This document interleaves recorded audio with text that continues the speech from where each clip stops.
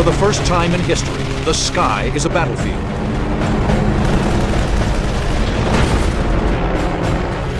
In World War I, brutal air combat with wood and canvas biplanes forges a new kind of warrior. The Dogfighter. In the freezing air at 15,000 feet, these fearless pilots duel to the death in dizzying aerobatic combat. Now, you're in the cockpit as the first Dogfighters invent aerial warfare. Experience the battle. Dissect the tactics. Relive the dogfights of World War I.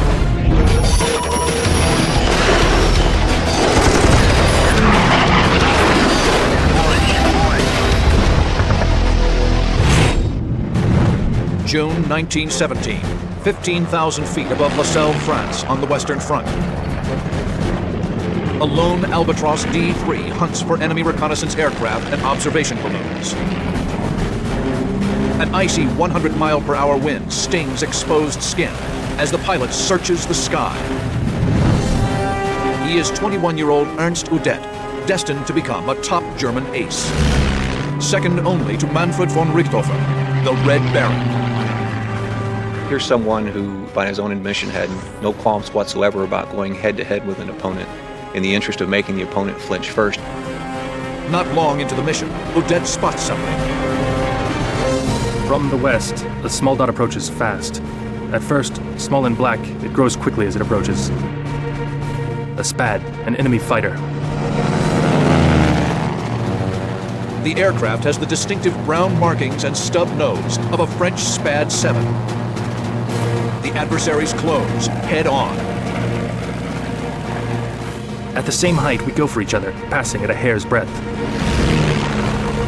We bank into a left turn, then begins the circling.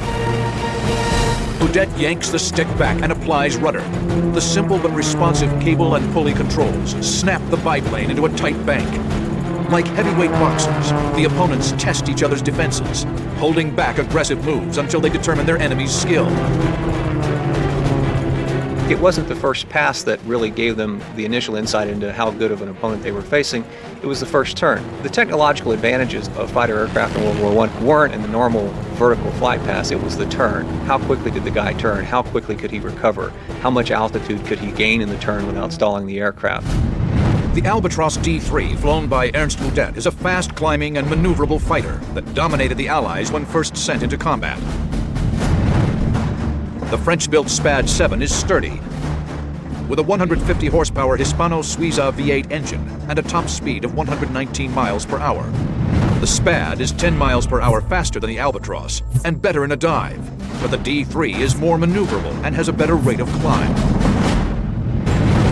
Ernst Udet throws the stick left. The rushing wind and the staccato clatter of his Mercedes engine are deafening. He closes on the Frenchman. He passes me, so close that his prop wash shakes me back and forth. I can make it out. View, it says there. View, the old one. That's Guynemer's sign. It is France's ace of aces, Georges Guynemer. He's already brought down 30 German aircraft, including a close friend of Udet, Hutz Hainisch. Anger surges. Udet must take revenge for Hainisch's death. He'll attempt a half-loop, one of the first air combat maneuvers later named for German ace Max Immelmann. Udet will pull back on the stick, climb, go inverted, then roll out at the top, hoping to surprise Guynemer with a diving attack. Udet pitches up, craning his neck around to keep his eyes on Guynemer. To his horror, the French ace has anticipated his move perfectly and fires into Udet's machine.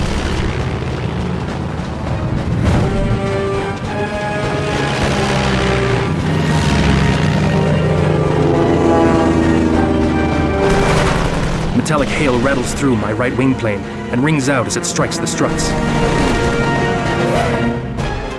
Udet reacts through sheer instinct, choking back the panic while struggling to regain the advantage.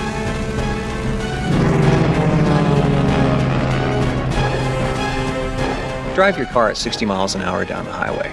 Stick your head out the window. Now imagine you're going twice that fast. Now imagine it's 0 degrees outside, and it's hard to breathe, and it's cold, and the air is biting. Throw in the fact that your seat is on top of a 20-gallon tank full of aviation gas.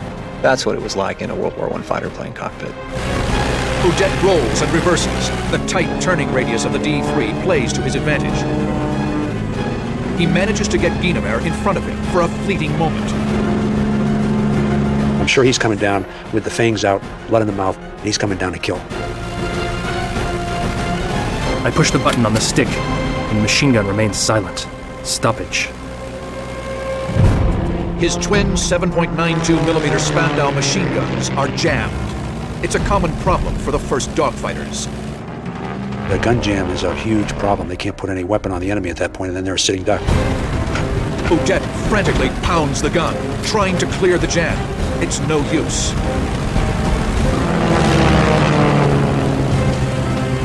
At that point, he was just a target for Guynemer, so he was doing a lot more wider circling, a lot more climbing, trying to stall the plane, doing things that were much more evasive.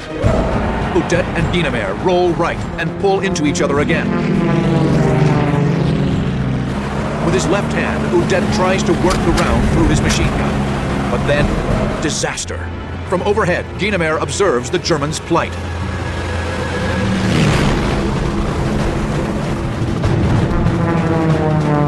Now he knows what gives with me. He knows I'm helpless prey.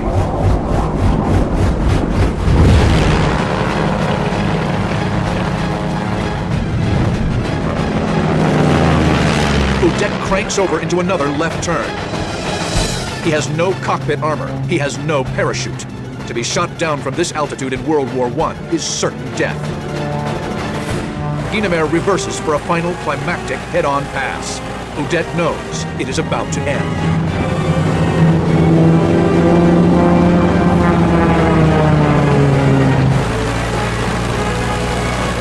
He skims over me, almost on his back. Then it happens. He sticks out his hand and waves to me, waves lightly, and dives to the west in the direction of his lines. I fly home. I'm numb.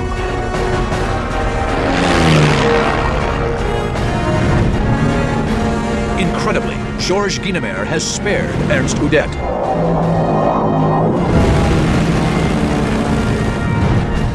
There are people who claim Guynemer had a stoppage himself then. Others claim he feared I might ram him in desperation, but I don't believe any of them. I still believe to this day that a bit of chivalry from the past has continued to survive.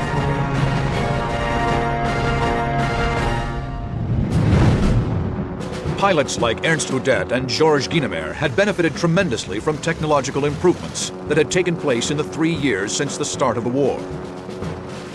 World War I started 11 years after the Wright brothers flew at Kitty Hawk. When the conflict began, the aircraft that were used were nothing but glorified kites, powered with, today, what wouldn't even be a decent motorcycle engine. Air combat first developed around observation aircraft sent into enemy airspace to spot artillery or track troop movements. Smaller aircraft, called scouts in World War I, were designed to attack these reconnaissance planes.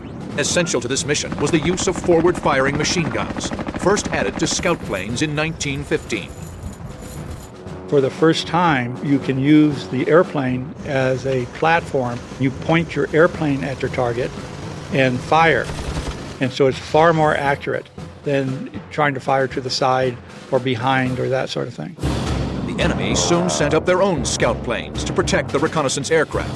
And by the winter of 1915, dogfights became a fixture in the skies of World War I.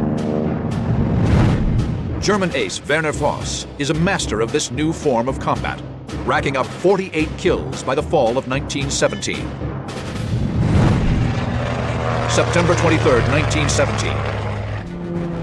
Werner Voss, flying a prototype Fokker triplane, wings into battle over the Ypres salient in Belgium. 15 miles to the southwest, 6 British SE-5s patrol the skies over the front. Soon, they will meet Werner Voss in battle. He will pit his Fokker triplane against the very best of the British Royal Flying Corps in one of the most famous dogfights of World War I. September 23, 1917. 6 British SE-5 fighters cruise over the Western Front near Houten, Belgium. The SE-5s are B Flight of 56 Squadron. They are led by Captain James McCudden, Britain's ace of aces. B Flight descends through a thick overcast at 9,000 feet. Below the clouds, unseasonably warm, humid air whips through their open cockpits. They were looking for either fighter aircraft from the opposing side or to find an observation aircraft that was trying to take pictures on their side. Flak bursts menacingly around them. The first anti-aircraft guns were nothing but field artillery, modified to fire vertically. McCudden quickly spots a German DFW, a two-seat reconnaissance aircraft. The German is below B Flight and directly in front. McCudden pitches over into a dive to make a lightning-quick attack run. At 50 yards, he opens fire with a Lewis machine gun mounted on the top wing.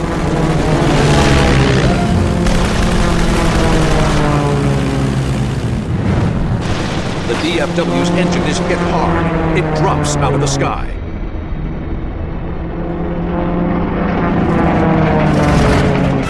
But as B Flight pulls up, McCudden spots something in the distance. We saw ahead of us, just above Polkapelle, an SC half spinning down, closely pursued by a silvery blue German triplane at very close range. The SE-5's tormentor is German ace Werner Voss.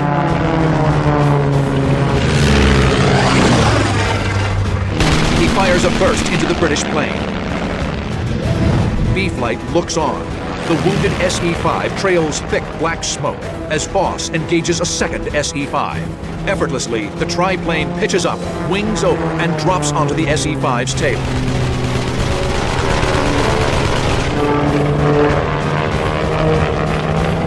With 56 Squadron looking on from above, the triplane has made quick work of 2 SE-5s. Voss's Fokker triplane is a prototype aircraft, though slower than most fighters on the front. Its 3 wings give it astonishing maneuverability. McCudden and 56 Squadron's Scout Experimental 5A, or SE-5A, operational in May 1917, is easy to fly and an extremely stable gun platform. Both planes are heavily armed with 2 machine guns. The SE-5, with a top speed of 130 miles per hour, is faster than the Fokker, but the Fokker is more maneuverable. B Flight is now above and behind Voss, in perfect attack position. McCudden and Rhys-Davids will lead the attack. Keith K. Muspratt and VP Cronin will follow. The remaining 2 members of B Flight stay up high as top cover. McCudden signals the attack by rocking his wings.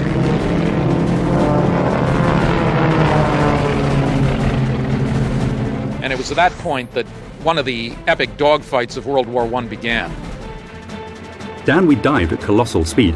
I went to the right, Rhys-Davids to the left, and we got behind the German triplane together. Confident of an easy kill, McCudden and Rhys-Davids open up. But Voss is anything but an easy target. He's been trained in the Dick de Bolke, the first codified air combat tactics, laid down in 1916 by German ace Oswald Bolke. Rule 5 states you should always turn into your enemy's attack and put him on the defensive. Voss will boot hard right rudder and spin his machine around 180 degrees. The bizarre maneuver takes advantage of the triplane's stunning agility. The German pilot saw us and turned in a most disconcertingly quick manner. Not a climbing nor Immelmann turn, but a sort of flat half spin.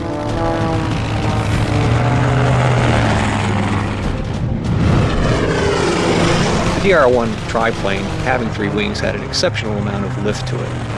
What it allowed the triplane to do was to basically do what's called a flat half spin or an uncoordinated turn. The SE-5s face a torrent of tracers. McCudden and Rhys-Davids pull into a steep climb called zooming in World War I. But Cronin's SE-5 is sluggish. He drops below Voss, his engines sputtering. McCudden, Rhys-Davids, and Muspratt are here, above Voss. Cronin is below the fight, easy prey for the German ace. Voss reverses and attacks Cronin. Cronin's sputtering engine coughs to life. He now turns directly into Voss and opens fire at 300 feet. Voss breaks off his attack, but he's not running away, even if it's 4 against 1. Cronin takes on a role in the battle at this point, not unlike a matador. He is deciding to stay in the fight and to stay ahead of Voss and to act as a distraction. Cronin is thrown from side to side within the open cockpit. I don't know how many times I got in a burst head on, then dived in under him while all the while he was drilling at and into me. But damn it, why didn't the others take him on? Did they think I was showing off? Above the fight, McCudden circles, looking for an opening. McCudden will wait for Voss to expose his 6 o'clock, then dive in and attack. Voss turns after Cronin. McCudden pitches down. He opens up with his Vickers machine gun. But in the blink of an eye, Voss reverses, returning fire with his twin Spandaus. McCudden hurtles past, then zoom climbs. Voss maneuvers bravely in spite of the odds. In a group combat like that, when it's 1 against 4, the best place to be is in the middle of everybody else. Because they're circling around you trying to maneuver, but they have to be careful, A, they don't shoot each other, or B, they don't crash into each other. But McCudden is determined. He again noses over.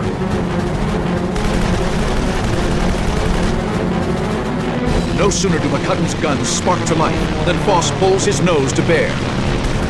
Hot German lead tears through McCudden's SE-5, shredding fabric and wooden wing spars. Voss appears invincible at the controls of the triplane. The airplanes of that era were creatures of the air. You felt every input that you gave to the controls. You had cable connections to the ailerons, the rudder, the elevators. Not at all like today, where we have fly-by-wire jets where you move a control stick 1/8 of an inch and you get a knife-edge flight all of a sudden. Voss's mastery of his machine finally catches up to VP Cronin. His SE-5 has taken severe damage. He finally got too close to me, and I resorted, in desperation, to the old method of shaking a pursuing machine. He puts his aircraft into something that looks like a spin, almost as if he's either been incapacitated or the aircraft has been somehow disabled. After a couple of revolutions, it appears that Voss actually buys it and lets him fly away.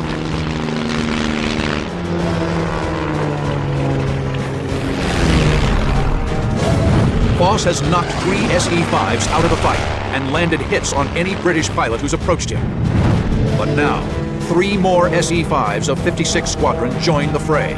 A startling array of pilots now surround Werner Voss, all British aces. The light and agile triplane could easily climb above the combat and escape, but Voss savors the thrill of the dogfight. The German ace is destined for glory or death.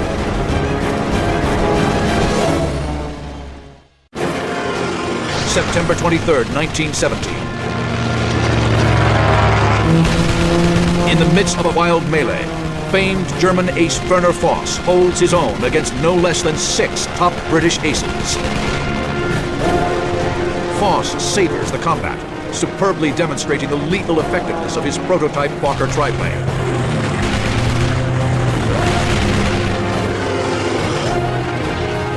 His stick and throttle ability, his ability to fly in a disciplined way in a fight, his ability to stay not calm, but to keep his wits about him in these very stressful situations. If he were flying with us today, he'd probably be one of the best.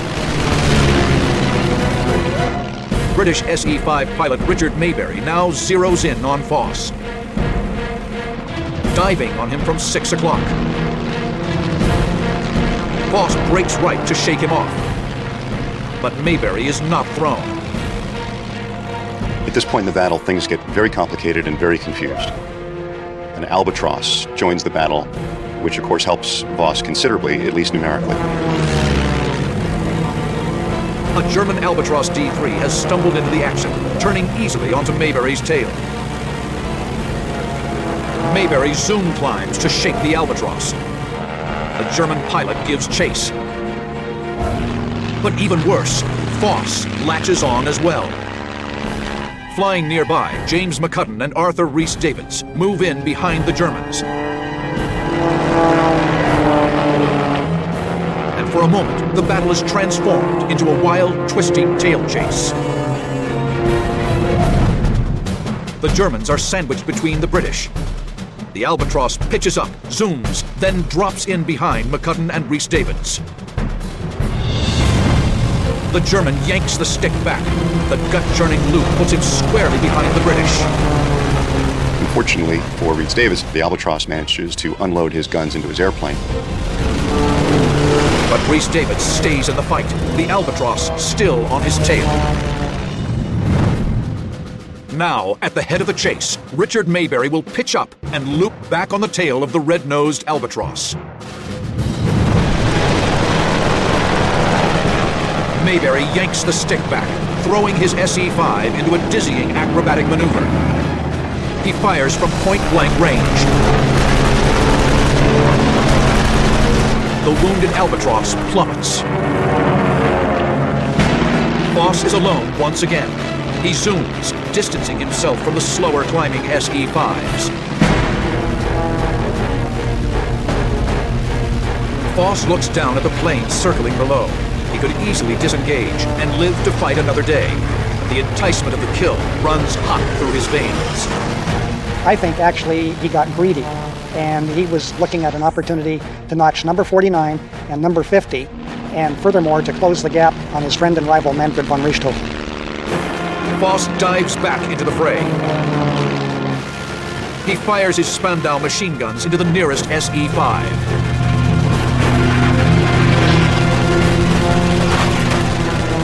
Its engine pummeled. The British pilot dives out of the fight. The dogfight rages above no man's land. Voss handles the triplane superbly, pumping rounds into each of the attacking SE-5s. But it isn't enough. The thing that's unfortunate for Voss is that he never really put enough planes out of commission to gain any sort of advantage. All the bullets he put into all those planes, he never drew a drop of blood from any of those opponents. To the British, Voss seems invulnerable. The triplane was still circling round in the midst of 6 SEs who were all firing at it as opportunity offered. And at one time I noted the triplane in the apex of a cone of tracer bullets from at least 5 machines simultaneously, and each machine had 2 guns.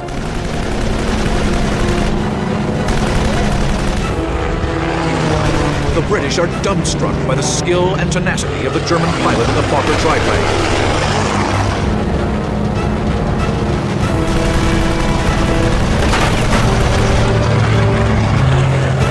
But Werner Voss's luck is about to run out. Voss is here. British ace James McCudden is here. They'll streak in, head on. But Voss doesn't see another SE-5 coming in from the side. The SE-5 on the side watches the merge. Then opens fire. Rounds slam into the triplane's cockpit and fuselage. Voss stays aloft, but for the first time in the battle, he takes no evasive action.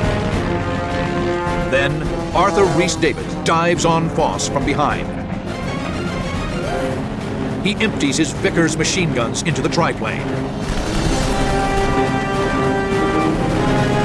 Voss does little to avoid the deadly arc of bullets. Given how much he straightened up and how the ferociousness of his maneuvering had abated, that he was wounded, and he was probably starting to have some difficulty maintaining consciousness. Rhys-Davids fires another burst into the triplane, then pulls up. James McCudden is the only pilot to witness Voss's final moments. When I next saw him, he was very low. I saw him go into a fairly steep dive, and so I continued to watch. and then saw the triplane hit the ground and disappear into 1,000 fragments. For it seemed to me that it literally went to powder. After 10 minutes of ferocious combat, Werner Voss is dead at age 20. The German ace shot holes through every plane that attacked him, but incredibly, all returned to base. As long as I live, I shall never forget my admiration for that German pilot. His flying was wonderful, his courage magnificent, and in my opinion, he is the bravest German airman who it has been my privilege to see fight.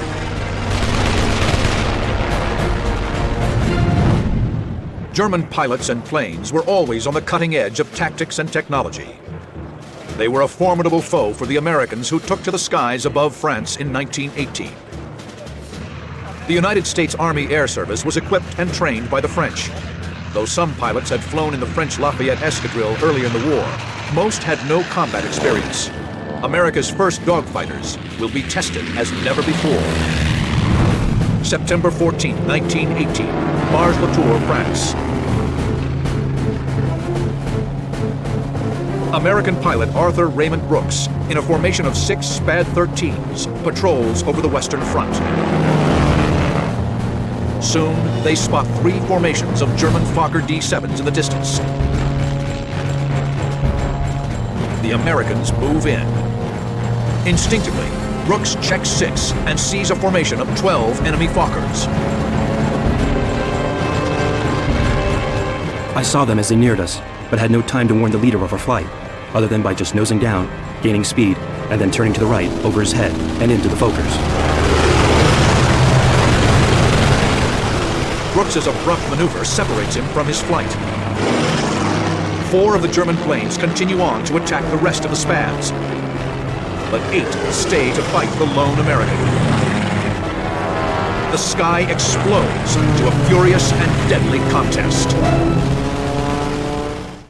September 14, 1918. American pilot Arthur Raymond Brooks wings straight into the fight of his life.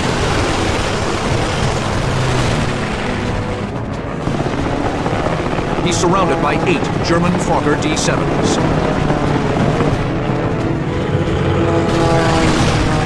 I was scared, but in spite of much high tension and yelling at the top of my voice, I calculated, by the nature of my training I suppose, that I would get as many Fokkers as possible before the inevitable.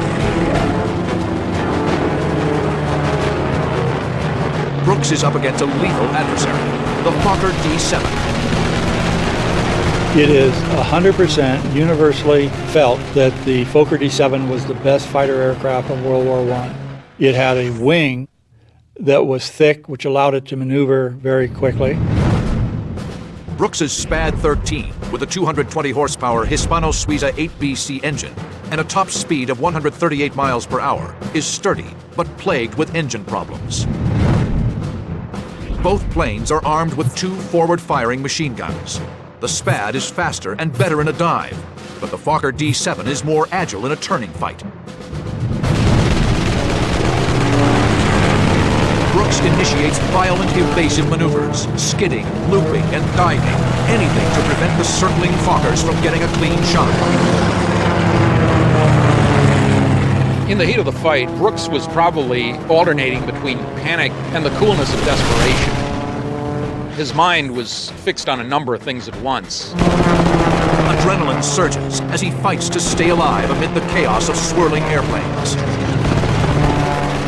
Suddenly, one Fokker dives towards him in a head-on pass. Desperate to save fuel and ammunition, Brooks heads directly at the Fokker, intent on ramming the German. It seems like a real dramatic last-ditch move. No telling what damage you're going to inflict on your own airplane or something like that.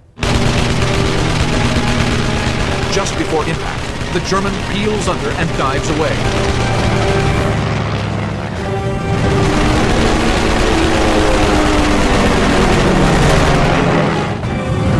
Brooks reverses.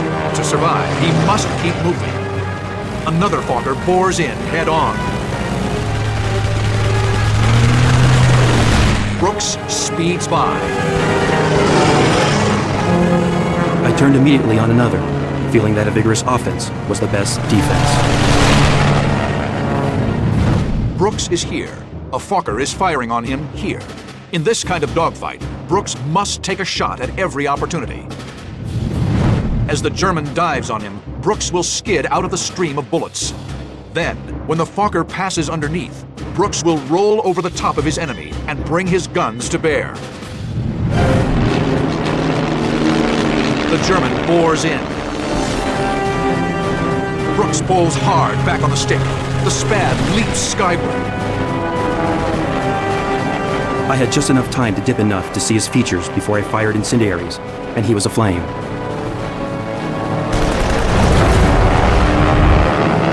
All he had to do was pull himself across without having to slow down or align fuselage. He could rake his gun right across the plane. It's a brilliant move. Brooks's two .303 caliber Vickers make quick work of the Fokker. One down, but he's facing 7 more. Brooks spots a Fokker at 2 o'clock, starting a pass. Out of his peripheral vision, he realized, and I believe he realized these things in a nanosecond, that the geometry to rake somebody else was right there. Brooks cranks to the right and peppers the Fokker with machine gun fire.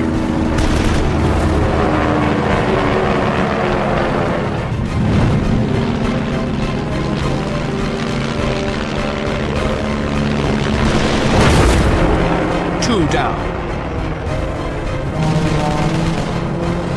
But knocking the Hun aircraft down may play to Brooks's disadvantage. It was being surrounded that saved me thus far. The Germans could not shoot at me without being in their own way most of the time, or bringing one of their own aircraft into the line of fire. The Germans just saw 2 of their squadron mates go down. They're angrier now. In terms of flying more aggressively, I'm sure it's like, we're going to finish this SOB right now. The 6 other Fokkers drone in like angry hornets, determined to knock the Spad out of the sky. September 14, 1918. American pilot Arthur Raymond Brooks has knocked out 2 German Fokker D-7s.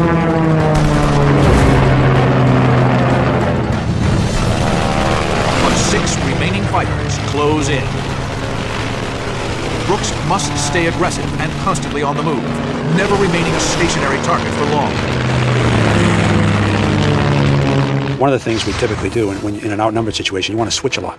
And work on it and switch back to somebody else.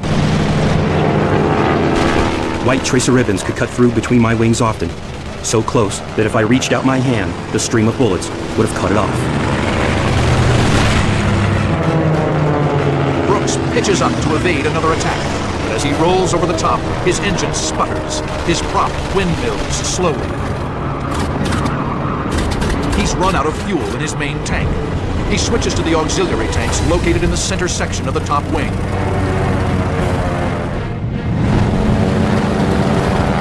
I stared at the blade and instinctively nosed down just as an enemy burst swept in front of my forehead, shattering my windshield and clattering into my right gun, rendering it useless except for single shots.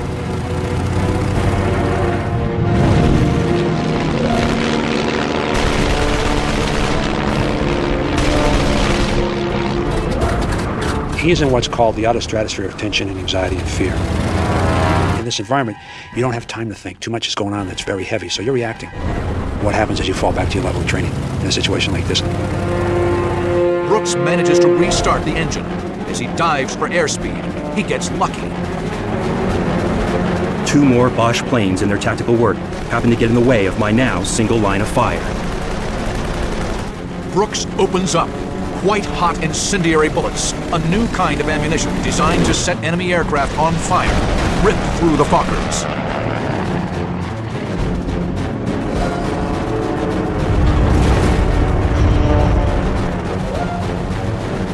This was still too much attention to suit me.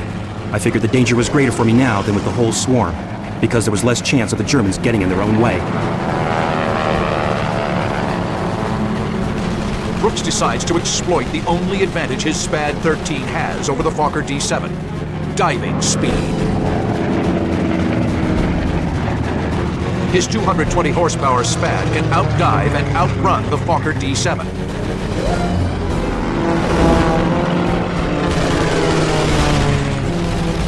He bobs and weaves as the Germans lob tracers at him.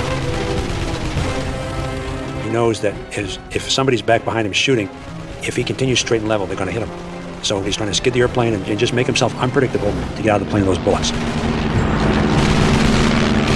Finally, the Germans break off. The grueling dogfight is over. I don't know how I got back. One incendiary bullet had burned itself out in the main spar of my upper wing. 5 bullets went through my fuselage within 4 inches of my back. Holes were scattered all over my poor Spad. The aircraft had to be salvaged. During the incredibly intense action, Brooks has fought off 8 Fokker D-7s, the most advanced fighter of the war, while downing 4 of them. It's a stunning achievement, but under the victory rules of the day, Brooks is only credited with 2 kills.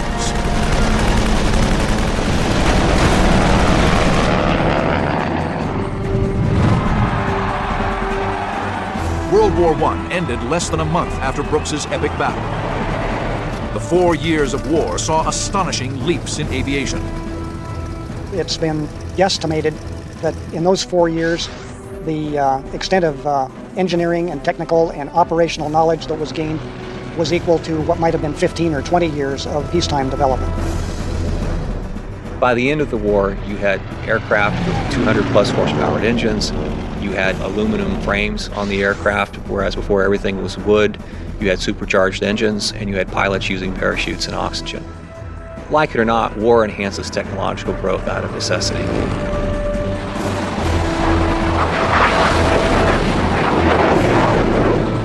Modern-day fighter pilots streak into battle, sheathed in electronics and armed with incredible weapons that strike beyond the horizon. But these modern warriors are indebted to the men who flew in open cockpits and fought their foes face to face, inventing the dogfight.